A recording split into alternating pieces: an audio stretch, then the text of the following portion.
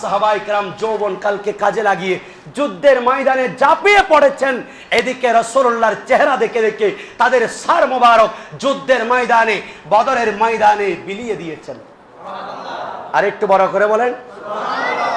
সুন্নাতে নয় শুধু দাওয়াতার মেহমান, সুন্নাতে নয় শুধু খাওয়া শেষ মধুপান, আরো কিছু সুন্নাত আছে তুমি জানো কি, জানলেও জীবনে কখনো তা মানো কি। বড় করে বলেন। শুধুমাত্র একটার মধ্যে সীমাবদ্ধ থাকবেন না। এই যৌবনকাল আজকে আছে, এমন একটা সময় আসবে যেই সময় হায় আফসোস করতে থাকবো, যৌবনকাল আর আসবে না। আল্লাহর নবী বলেন এই সময়গুলি একবার আসে, বারবার কখনো আসে না। এগুলি যখন আসবে তুমি কাজে লাগিয়ে দাও, এগুলি যাতে তোমার হাত ছাড়া না হয়। আল্লাহর নবী বলেন শাবাবাকা, তোমার যৌবনকাল, কাবলা হারামিকা, তোমার বৃদ্ধকাল আসার পূর্বে, যৌবনকাল হারিয়ে ফেলার পূর্বে তোমার যৌবনকালে বেশি বেশি ইবাদত করো, ভালো কাজ করো। তাআওয়ানু আলাল বিররি ওয়াত তাকওয়া ওয়ালা তাআওয়ানু আলাল ইসমি ওয়াল উদওয়ান। এইভাবে কোরআনের মাহফিল হচ্ছে, এখানে রাসূল পাকের মিলাদ হচ্ছে, ভালো ভালো দাওয়াতে খায়ের হচ্ছে, মসজিদের মধ্যে ভালো কাজ হচ্ছে, মসজিদ নির্মাণ হচ্ছে। এই সকল কাজকর্মে তোমরা লিপ্ত হয়ে যাও, যৌবনকালকে কাজে লাগাও। এই যৌবনকাল চলে যাওয়ার পর আর পাবে না, সেজন্য যৌবনকালকে বৃদ্ধকাল আসার পূর্বে তুমি মূল্যবান মনে করো। আজকে আমাদের সন্তানরা, আমরা আমাদের যুবক ভাইয়েরা মনে করছি এই ঘরটা তো আমার বাপ দাদারা মসজিদ বানিয়ে দিয়েছে, টাইলস লাগিয়েছে, অসম্পূর্ণ কাজ সুসম্পন্ন করেছে, এখন আমাদের আর কোনো কাজ নাই। এটা আপনি আমি আফসোস করার কথা, কারণ আমার আপনার ইনকাম, আমার আপনার টাকা আল্লাহর ঘরে আমরা ব্যয় করতে পারছি না। আমাদের বাপ দাদারা যদিও বা এই মসজিদটা নির্মাণ করে গেছেন, আজকে এর উপর ভিত্তি করে না মসজিদের কোনো সংস্কার প্রয়োজন নাই, যা করার ওনারা করে গেছেন। এর মানে হলো আমার আপনার টাকা, আমার আপনার ইনকামের পয়সা আল্লাহর ঘরে ব্যয় না হওয়া। কথা বলেন ঠিক কিনা? সেই জন্য রাসূল পাকের বয়স যখন 30 থেকে 35 বছর, এই যুবক সময় আল্লাহর নবী রহমতুল্লাহ আলামিন যখন খানে কাবায় একজন মহিলা সেই আগরবাতি জ্বালিয়েছে, সেখান থেকে আগুন লেগে আল্লাহর ঘর খানে কাবা শহীদ হয়ে গেছে। এমত অবস্থায় রাসূলুল্লাহ সাল্লাল্লাহু আলাইহি সাল্লাম কুরাইশদের সাথে একত্রিত হয়ে যেই কাজটা আম্বিয়া ইকরাম করেছেন, এর আগে 10 বার আল্লাহর ঘর খানে কাবা নির্মাণ হয়েছে, সংস্কার হয়েছে, আর রাসূলুল্লাহর নূরানি হাতে এই আল্লাহর ঘরের মেরামত করে আল্লাহর নবী আমাদেরকে শিক্ষা দিচ্ছেন যে আল্লাহর ঘর খানে কাবায় নির্মাণ হচ্ছে, সেখানে আমি যৌবনকালে আমার হায়াতটাকে, আমার যৌবনকালে আমি আল্লাহর ঘর নির্মাণের মধ্যে ব্যয় করেছি। সুবহানাল্লাহ। আল্লাহর নবী বলছেন মান বানা বাইতান, মান বানা আল্লাহ বাইতান বানাল্লাহু লাহু বাইতান ফিল জান্নাহ, যে ব্যক্তি আল্লাহর জন্য এই ঘর মসজিদটা নির্মাণ করবেন, আল্লাহ তার জন্য জান্নাতে একটা ঘর বানাবেন। সুবহানাল্লাহ। মসজিদের কাজ শেষ হতে পারে না, মসজিদে এসি নাই, এসির ব্যবস্থা করেন, মসজিদে টাইলসের ব্যবস্থা করেন, মসজিদের সংস্কার করেন, মসজিদ বাড়ান, মসজিদের সৌন্দর্য বাড়ান। কারণ এই কাজটা করেছেন রাসূলুল্লাহ বলছেন, আমি অনেক দূর থেকে পাহাড় থেকে পাথর আনতে গেলাম এই আল্লাহর ঘর খানে কাবা বাঁধার জন্য। আমার সঙ্গী সাথীরা এরা সবাই, তারা যাতে পাথরগুলি যখন এই কাঁধের মধ্যে নিচ্ছেন, সেখানে তারা যাতে আঘাত না পায়, তাদের কাপড়টা খুলে, তাদের লুঙ্গিটা খুলে এই জায়গায় রেখে, অর্থাৎ উলঙ্গ অবস্থায় তারা ছিলেন। আর আমি তো তখনও যুবক ছিলাম, আমার সেই অনুভূতিটা যখন আমিও তাদের জন্য, তাদের সাথে আমার কাপড়টা যখন আমি নিয়ে এই কাঁধের মধ্যে রাখতে চেয়েছিলাম, এমন সময় গায়েব থেকে আওয়াজ আসলো, সদ্দাকা ইজারাখা, তোমার লুঙ্গি আপন অবস্থায় রাখো। এটা আমরা বনি আদমের জন্য শিক্ষা, কারণ একজন পুরুষের জন্য হাঁটু থেকে নাভি পর্যন্ত এটা সতর, এটা যখন কেউ দেখবে অর্থাৎ সে একটা হারাম কাজ করলো। নাউজুবিল্লাহ বলেন, বড় ঘরে বলেন। তাহলে রাসূলুল্লাহ আপন কাঁধের মধ্যে ইট এনেছেন, পাথর এনেছে আল্লাহর ঘর নির্মাণ করার জন্য। আমার যুবক ভাইদেরকে বলবো, আপনারাও মসজিদের সংস্কারের কাজে লেগে যান। কমিটির মধ্যে আপনারাও ইনভলভ হন। কমিটির মধ্যে আপনারা এসে নিত্য নতুন আপনাদের যৌবন কালকে যৌবন চিন্তা শক্তি আল্লাহর দ্বীনের পথে লাগান। আল্লাহর নবী রহমতুল লিল আলামিন একটা সংগঠন করেছেন। বয়স যখন আল্লাহর নবীর 20 বছর, এমন সময় হারবুল ফুজ্জার একটা যুদ্ধ হয়েছিল। সেই যুদ্ধের মধ্যে দেখলেন নবী বড় কষ্ট পেয়েছেন। এলাকার মধ্যে এত মারামারি হানাহানি, এক গোত্র আরেক গোত্রের সাথে এত বেশি সেই যুদ্ধের মধ্যে ক্ষয়ক্ষতি হয়েছে। রাসূল বলছেন এলাকার যুবকদেরকে নিয়ে একটি সংগঠন করেছেন। সংগঠনের নাম হচ্ছে হিলফ আল ফুজুল। সুবহানাল্লাহ। আমাদের যুবক ভাইদেরকে অনুরোধ জানান, সংগঠন তৈরি করেন। এই সংগঠনের মাধ্যমে আল্লাহর নবী রহমতুল লিল আলামিন সবাইকে নিয়ে ওয়াদাবদ্ধ হয়েছেন, আজ থেকে সমাজের কোনো অন্যায় আমরা হতে দেব না। যখন কোনো একজন জালেম মজলুমের উপর আঘাত করবে, আমরা সেই জালেমকে উৎখাত করব। আমরা এলাকার মধ্যে শান্তি শৃঙ্খলা ফিরিয়ে আনবো পারস্পরিক হৃদ্যতা ভালোবাসার মাধ্যমে। আর একটু বড় করে বলেন, দিয়েছে যারা আপনাকে দুঃখ কষ্ট বেদনা, তাদের লাঞ্ছনার কথা কি করিব বর্ণনা। ঠিক না? বর্ণনা তো দিয়েছে আল্লাহ নাজিল করে সূরা লাহাব। আল্লাহর প্রিয় হাবিব আপনি কাঁটাবিহীন একটি গোলাপ। আপনাকে কেউ কষ্ট দিলে স্বয়ং আল্লাহ দেন জবাব। আল্লাহর প্রিয় হাবিব আপনি কাঁটাবিহীন একটি গোলাপ। আল্লাহুম্মা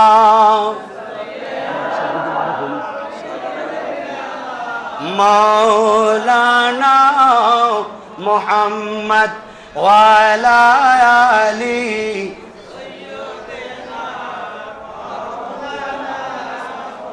কষ্ট হচ্ছে আপনাদের? কষ্ট হচ্ছে মনে হয়, একটু মোহাব্বত নিয়ে কয়েকবার জিকির করেন। হাসবি রাব্বি জাল্লাল্লাহ মা ফি কলবি লা নূর মুহাম্মদ লা ইলাহা ইল্লাল্লাহ। হাসবি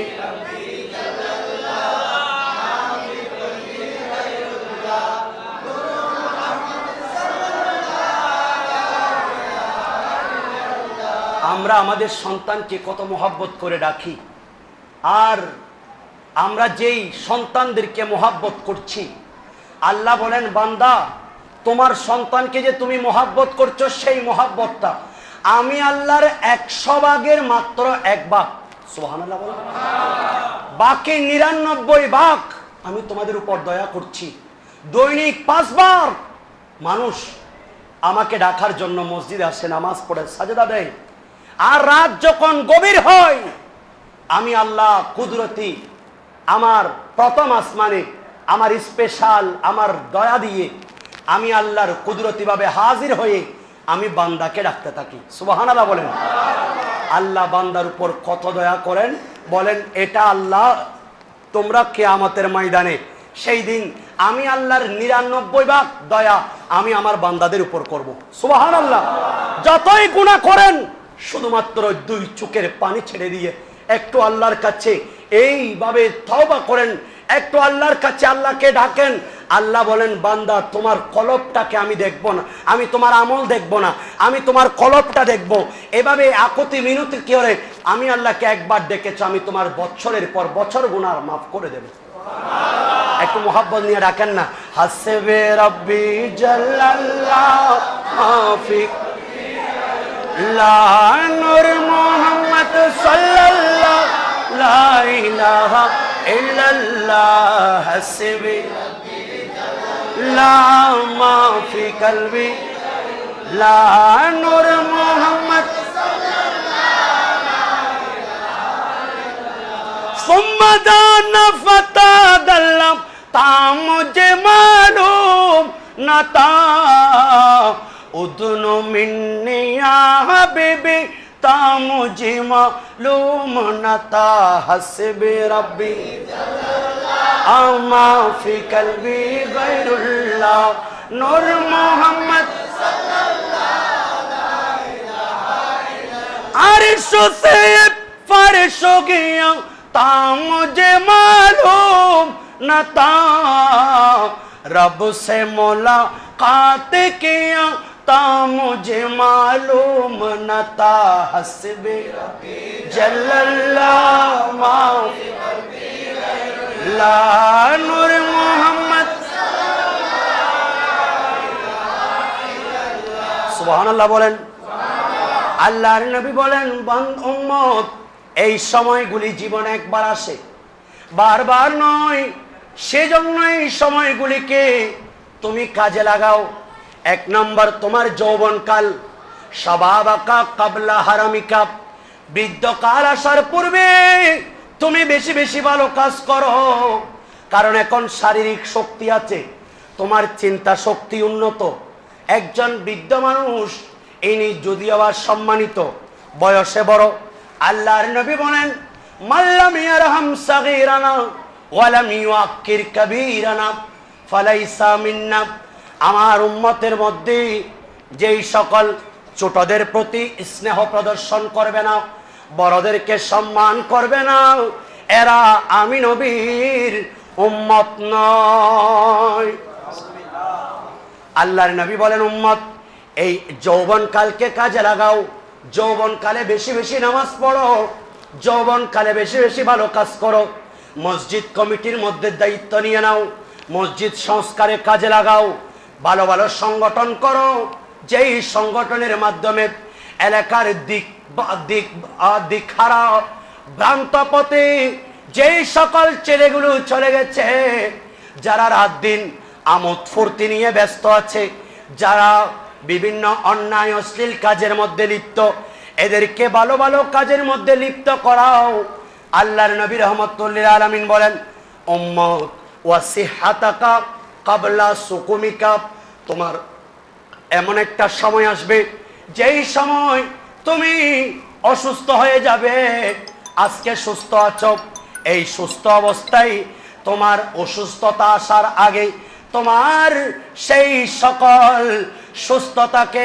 কাজে লাগাও সুবহানাল্লাহ আজকে সুস্থ আছেন কালকে অসুস্থ হবেন না এটা কি কেউ গ্যারান্টি দিতে পারবেন আল্লাহ বলছেন বান্দা তোমাদের উপর যে কল্যাণ আসে আল্লাহ বলছেন এই কল্যাণটা আসে আমি আল্লাহর পক্ষ থেকে তোমাদের উপর যেই অমঙ্গল আসে যে অকল্যাণ আসে যেই রোগ বিমার আছে যেই বিপদ আছে এগুলি তোমরা সবাই ইনকাম করছো তোমাদের কর্মফল নাউজুবিল্লাহ বলেন বড় করে বলেন আল্লাহর নবী বলেন আজকে সুস্থ কালকে অসুস্থ হয়ে যাবে এর পূর্বে সুস্থতাকে কাজে লাগাও কারণ সুস্থতা মানুষ সব সময় পায় না ওয়াগিনাকা ক্বাবলা ফাকরিকা আজকে টাকা পয়সা আছে নিজে ইনকাম করছো নিজের টাকার হিসাব কাউকে দিতে হবে না নিজের টাকা থেকে ভালো কাজে মসজিদে দান করো মাদ্রাসায় দান করো গরিব কোন মেয়ের বিয়ে হচ্ছে না সেখানে তোমার পয়সা থেকে তুমি দাও আজকে আল্লাহ তোমাকে ধনী করেছেন অনেক মানুষ রাস্তার ভিখারি আর আজকে তোমাকে আল্লাহ তো টাকা পয়সার মালিক করেছে তোমার টাকা থেকে তুমি কাজে লাগাও তোমার আজকে ধনী অবস্থা থেকে ওই ফকিরি অবস্থায় আসবে তুমি যখন বৃদ্ধ হয়ে যাবে সেই দিন এক পাতা ঔষধের জন্য সন্তানের মুহতাজ হয়ে যাবে সেই সময়টা আসার আগে তোমার ইনকাম থেকে তোমার আজকে তোমার সেই ইনকাম থেকে ভালো কাজে বেশি বেশি ব্যয় করো কারণ যেই সন্তানগুলি আজকে যাদেরকে তুমি এই সুন্দর ঘর দিয়ে আসছো সেই ঘরটা থেকে যখন তোমাকে বের করবে, যেই সুন্দর ঘরের জন্য তুমি কত কষ্ট করে প্রবাস জীবন থেকে টাকা পাঠিয়েছো, এত সুন্দর ঘর করেছো, সেই ঘরের মধ্যে তুমি মাত্র কয়েক বছর থাকতে পারো নাই, মালাকুল মউত তোমাকে ডাকতেছে। আর যেই দিন ডাক দিবে সেই দিন ঘরের পরিবার পরিজন, স্ত্রী, সন্তান সন্ততি, এই সুন্দর মনোরম টাইলস সম্বলিত এই ঘরটাকে তুমি পা দেখিয়ে, তোমার মাথাকে সামনে দিয়ে এই ঘরকে পা দেখিয়ে আপনাকে আমাকে এই ঘর থেকে বের করে দিবেন, ঠিক কিনা বলেন? বুঝা গেল এই ঘরটা আমাদের জন্য ফ্ল্যাট বাসার মতো, ভাড়া বাসার মতো। আজকে এই বাসাটা পেয়ে আমরা ওই 3.5 হাত মাটির নিচে যে ঘরটা, যেখান থেকে আমাকে কেউ বের করবে না, সেটা ভুলে গেছি। নাউজুবিল্লাহ বলেন। আল্লাহর নবী বলেন, উম্মত তোমার ধনী অবস্থায় তোমার টাকা থেকে বেশি বেশি ব্যয় করো। আল্লাহর নবী রহমতুল্লিল আলামিন, উম্মত আমি যদি ডাক দিই, একটা উহুদের পাহাড় স্বর্ণ হয়ে আমি নবীর কাছে চলে আসবে। ইমাম তিরমিজি নোট করছেন, আল্লাহর নবী বলেন, উতিতু মাফাতিহাস সামাওয়াতি ওয়াল আরদ, উতিতু মাফাতিহাল গায়বা মাফাতিহা খাজাইনাস সামাওয়াতি ওয়াল আরদ। আল্লাহ রাব্বুল আলামিন কুল কায়নাতের খাজিনা, নিয়ামতের চাবিকাঠি আল্লাহ আমি নবীর হাতে দান করেছেন। সেই নবী তারপরেও বলছেন, আমি কাউকে আমার উত্তরাধিকারী রেখে যাচ্ছি না, আমি সম্পদ রেখে যাচ্ছি না, সকল সম্পদ আল্লাহর নবী ইসলামের জন্য ব্যয় করে দিয়েছেন। এমনকি পাথর বেঁধেছেন, যেই নবী ডাকলে উহুদের পাহাড় চলে আসতো, যেই নবীর হাতে চাবি, আমার মালিক মুখতার প্রিয় নবী, যার হাতে সকল ভান্ডারের চাবি। সুবহানাল্লাহ বলেন। কেন এত বড়াই তোমার এত প্রশ্ন, নবীর গোলাম হয়ে যাও হবে ধন্য।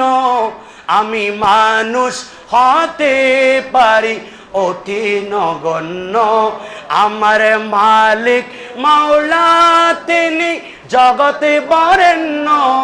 আমি প্রেমিক হতে পারি জীর্ণ শীর্ণ, যাকে ভালোবাসে তিনি অতি অনন্য। সালাতুনিয়া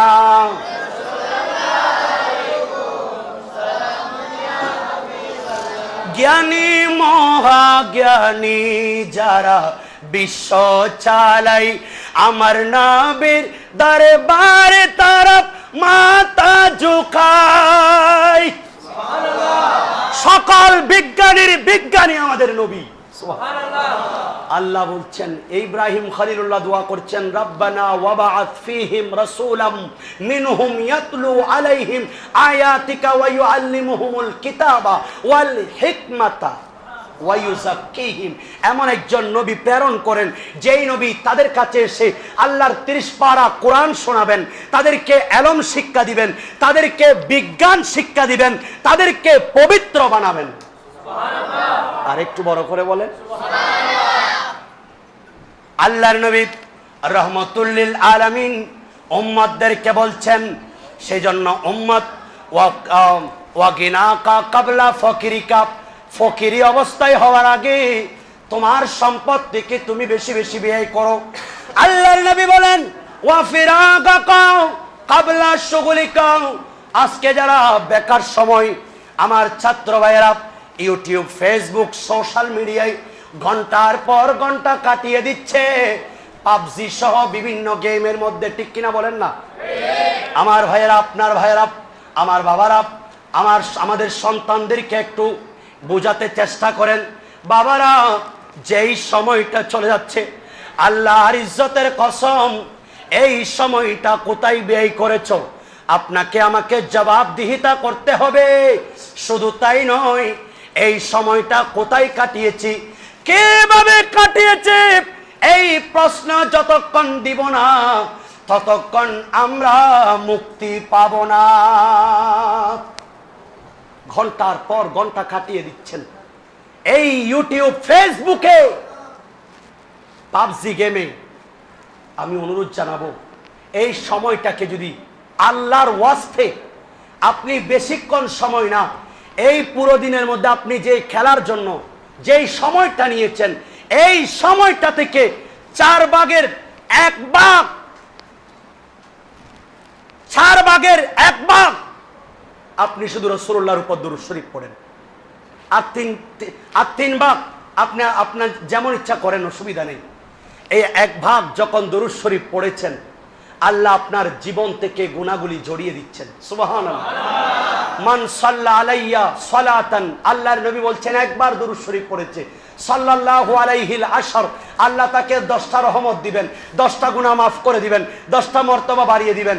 এই 1 ভাগ সময় যখন আপনি দরুদ শরীফে কাটিয়েছেন, বাকি 3টা সময় আপনার এখন পাবজি ভালো লাগবে না। যিনি কিয়ামতের ময়দানে আমাদেরকে ডেকে ডেকে হাউজে কাউসার থেকে নূরানি পাত্র দিয়ে পান করাবেন, এই হাউজে কাউসার সেই দিন মদিনাওয়ালার মোহাব্বত আপনার আমার কলবে যখন জায়গা হয়ে যাবে, সেই সকল গেমস আমাদের ভালো লাগবে না, মদিনাওয়ালার দরুদ শরীফ ভালো লাগবে। সেই জন্য ইন্নাল হাসানাতি ইউযহিবনাস সাইয়্যাত, সৎ কাজ খারাপগুলিকে দূরীভূত করে দেয়। আল্লাহর নবী বলেন ও হায়াত, তোমার আজকে সুযোগ আছে, সময় আছে, এই ব্যস্ততা আসার পূর্বে অবসরকে কাজে লাগাও। আল্লাহর নবী বলেন ও হায়াত তাকা ক্বাবলা মাউতিকা, তোমার মৃত্যু আসার আগে তোমার হায়াতকে কাজে লাগাও। সেটা হোক সাহাবায়ে কেরাম অনেকে মাত্র পেয়েছেন 20 বছর, অনেকে 30 বছর, অনেকে 40 বছর। এরপরেও সূর্য যেদিন উঠেছে ইসলামের কবুল, ইসলাম যেদিন কবুল করেছেন সেই দিন থেকে আল্লাহর নবী রাহমাতুল লিল আলামিনের আদর্শে জীবন যাপন করার কারণে যদিও বা বয়স পেয়েছেন 20 বছর, 40 বছর, কিয়ামত যতদিন হবে না ওনার নাম স্বর্ণ অক্ষরে ইসলামের ইতিহাসে লিপিবদ্ধ থাকবে। সুবহানাল্লাহ। হযরতে সুমাইয়া উনিও মহিলা, আমাদের মা আপনাদের মা উনিও মহিলা। আর ওনার মর্তবা কেন আজকে এত বেশি? ইসলামের মধ্যে একজন মহিলা সর্বপ্রথম আল্লাহর নবীর দ্বীনের জন্য কুরবান দিয়েছেন, ওনার নাম হযরতে সুমাইয়া। ওনার নাম কিয়ামত পর্যন্ত আল্লাহ স্বর্ণ করে রেখে দিয়েছে। মৃত্যু তো সবার হয়। ইমামে হুসাইনের ইন্তেকাল, ইমামে হুসাইনের শহীদটা আজকে বিশ্ববাসী স্মরণ করছে, কিয়ামত পর্যন্ত স্মরণ হতেই থাকবে। কিয়ামতের ময়দানেও সেই নবীর আওলাদের ক্ষমতা চলবে। সুবহানাল্লাহ। হায়াতকে গনিমত মনে করেছে, হায়াতকে মূল্যায়ন করেছে। আল্লাহর নবী বলছেন এ বনি আদম লা তাজুলু কদমা ইবনা আদমা, বনি আদম এক কদমও সামনে অগ্রসর হতে পারবে না ইয়াউমাল কিয়ামাতি মিন ইনদি রাব্বিহি, মহান আল্লাহর বিচারের কাঠগড়া থেকে আজকে আল্লাহর আদালতে বিচার হবে। এমন সময় শুধুমাত্র রাব্বুল আলামিন হাকিম হবেন আর সবাই কাঁপতে থাকবেন। সবাই বলবে ইযহাব ইলা গায়রি, আম্বিয়াই কেরাম পর্যন্ত hayran হয়ে যাবে। সেই দিন একজন মাত্র পারমিশন পাবেন, সেই নবী বলবেন আনা লাহা। সেই দিন আল্লাহ কাহারিয়তে থাকবে, আল্লাহর সামনে কেউ কথা বলার শক্তি পাবে না। ওয়া তুকাল্লিমুনা আইদিহিম, তোমাদের হাতগুলি কথা বলবে। তোমাদের মুখের মধ্যে আলিয়াউমা নাখতিমু আলা আফওয়াহিহিম, তোমাদের মুখের মধ্যে তালা লাগানো থাকবে। আপাদ ও মস্তক সাক্ষ্য দিবে, এই হাত দিয়ে তুমি গুনাহ করেছো, এই চোখ দিয়ে তুমি খারাপ দেখেছো, হারাম মহিলাদের দিকে দৃষ্টিপাত করেছো। তোমার আপাদ ও মস্তক, আমার আপনার আপাদ ও মস্তক সাক্ষী দিবে। থরথর করে কাঁপতে থাকবো আল্লাহর আদালতে। কেউ কখনো আমরা মুখ খুলতে পারবো না, কারণ আমাদের আপাদ ও মস্তক সাক্ষ্য দিবে কি করেছি। হাত্তা ইয়াসআলা আন খামসিন, এই 5টা প্রশ্নের উত্তর যতক্ষণ বনি আদম দিবে না ততক্ষণ পর্যন্ত তারা এক কদমও সামনের দিকে অগ্রসর হতে পারবে না। ইমাম আলা হযরত সেই চিত্রটাকে শের আকারে পেশ করেছেন। খোদায়ে কাহার হ্যাঁ গজব पर खुलेंगे बदकारियों की दफ्तर, बचा लो आकर मेरे पयम शफीए महशर, बचा लो आकर शफीए महशर। तुम्हारा बादा अज़ाबों में उठा दो पर्दा, दिखा दो चेहरा के नूर बारी हिजाबों में उठा दो पर्दा, दिखा दो चेहरा। सलातुनिया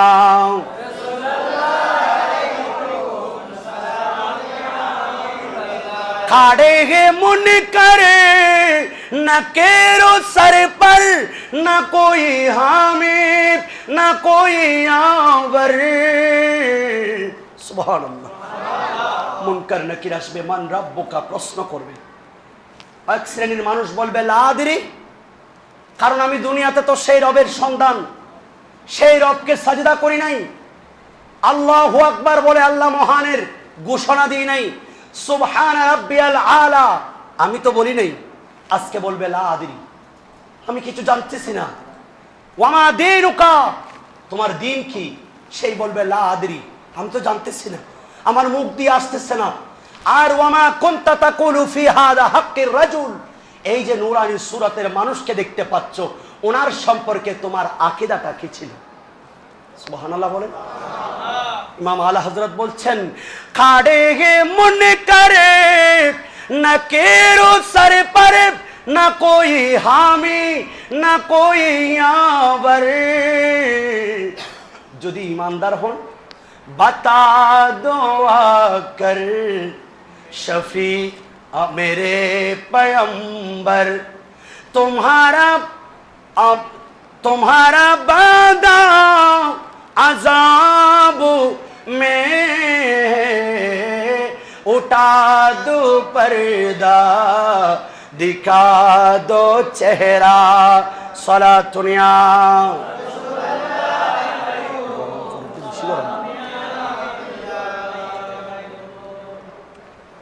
প্রচুর গরম পড়ছে, বেশি বেশি পানি খাবেন। আল্লাহর নবী রহমতুল্লাহ আলামিন বলছেন এই পাঁচটা প্রশ্ন যতক্ষণ আমি আপনি সেই কাঠগড়ায় যতক্ষণ দিতে পারবো না, ততক্ষণ পর্যন্ত আমরা ছাড়তে পারবো না। এটাই বলে আমার বক্তব্য শেষ। আল্লাহর নবী বলছেন এক নাম্বার আন উমরিহি ফিমা আফনাহু, এই যে 30 বছর 40 বছর 50 বছর পেয়েছি, হায়াতটা কোথায় কাটিয়েছেন? আমার কথাই কি আপনারা রাগ করছেন? আমি বাস্তবতার নিরিখে কথা বলছি। ওয়াজ অনেক শুনেছেন, এখন করণীয় কি? আমরা কি করব? এই সকল মাহফিলগুলি আমরা কেন আয়োজন করব? এখান থেকে আমাদের করণীয় কি? আল্লাহর নবী বলছেন প্রথমে জিজ্ঞেস করবে তোমার জীবনটা কোথায় কাটিয়েছো, বয়স কয় বছর? 40। কোথায় কাটিয়েছো? প্রত্যেকটা মুহূর্ত, প্রত্যেকটা সেকেন্ড আমাকে পুঙ্খানু আল্লাহর দরবারে আমাকে সাক্ষী দিতে হবে।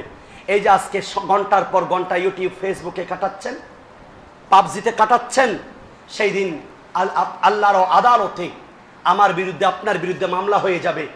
ফেরেশতারা টানবে, গলায় বেড়ি পরিয়ে দিবে, আপাদ মস্তক কয়েদির মতো বানাবে, শিকল পরাবে, টেনে টেনে সেই জাহান্নামের আগুন উকিদু আলাইয়া আলফা উকিদু আলান নারি আলফা সানা, যে আগুনগুলিকে হাজার হাজার বছর জ্বালানো হয়েছে। নাউজুবিল্লাহ বলেন। 2 নাম্বার আল্লাহর নবী বলেন এই উম্মত দ্বিতীয় নাম্বার প্রশ্ন করা হবে ওয়ান শাবাবিহি, তোমার যৌবনকাল কোথায় কাটিয়েছ? ফিমা আবলাহু, তোমার যৌবনকালকে কোথায় কাটিয়েছ? এই বনি আদম জবাব দাও।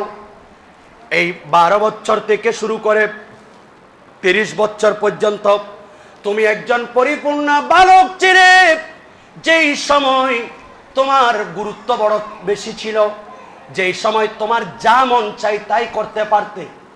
তুমি যদি ইচ্ছা করতে সারা রাত ইবাদতে কাটাতে তখনও পারতে, কারণ তোমার শরীরে শক্তি ছিল। এই যৌবনকালটা কোথায় কাটিয়েছো জবাব দাও। এরপরে তৃতীয় নাম্বার আমাদেরকে জিজ্ঞেস করা হবে ওয়ামালিহি। অনেক মানুষ গরিব, ভিক্ষুক, আরেকজন মানুষের কাছে মুহতাজ, কখন 5টা টাকা দেয়, কখন 2 টাকা 2 টাকা করে 7 টাকা করে এক বেলা ভাত খাবে। এই বানি আদম, আমি তোমাকে দয়া করেছি, কতবার আমি তোমার মুখের মধ্যে খাবার দিয়েছি। একটু মানুষ আমরা যখন অপরাধ করি, এই অপরাধের কারণে অনেক মানুষের সমাজের মধ্যে বিচার হয় কিনা বলেন? বিচার হয় কিনা? তাকে সমাজ থেকে বের করে দেন। আরো যদি জটিল হয় চেয়ারম্যান মেম্বার বিচার করেন, আরো যদি জটিল হয় মামলা হয়ে যায়, আরো যদি জটিল হয় পুলিশ এসে ধরে নিয়ে যায়, আরো যদি জটিল হয় যাবজ্জীবন কারাদণ্ড হয়, আরো যদি জটিল গুনাহ করে অপরাধ করে তার মৃত্যুদণ্ড হয়। কথা বলেন ঠিক কিনা? কিন্তু বাবারা একবার স্মরণ করুন, আজকে কত বড় বড় গুনাহ কেউ দেখে নাই, আমরা করছি হাত দিয়ে, চোখ দিয়ে, অন্তর দিয়ে, পা দিয়ে, আপাদ মস্তক দিয়ে কত বড় বড় গুনাহ করছি। এই আমার বান্দারা, পৃথিবীর কেউ তোমার গুনাহগুলি না দেখলেও আমি আল্লাহর কাছে তোমার গুনাহগুলি আমি দেখতে পাচ্ছি। কিন্তু আমার একটা লকব হচ্ছে সাত্তারুল উয়ুব, আমি বান্দার দোষগুলাকে গোপন করছি। এই বান্দারা, তোমরা যদি দুনিয়াবি কোন একটা অপরাধ করো, তোমাদের জেল ফাঁসি হয়, এত বড় বড় অপরাধ করার পরেও আজ পর্যন্ত একবারও আমি আল্লাহ তুমি বান্দার বাতের প্লেট খেড়ে নাই। নিয়েছেন? কথা বলেন। বান্দা, আল্লাহর নবী বলছেন ওয়ামালিহি, এই যে আজকে শক্তিশালী করেছেন, আল্লাহ সম্পদ দিয়েছেন, একজন ফকিরের মতো রাস্তায় রাস্তায় নয়, আমাকে আপনাকে ইনকাম সোর্স দিয়ে দিয়েছেন।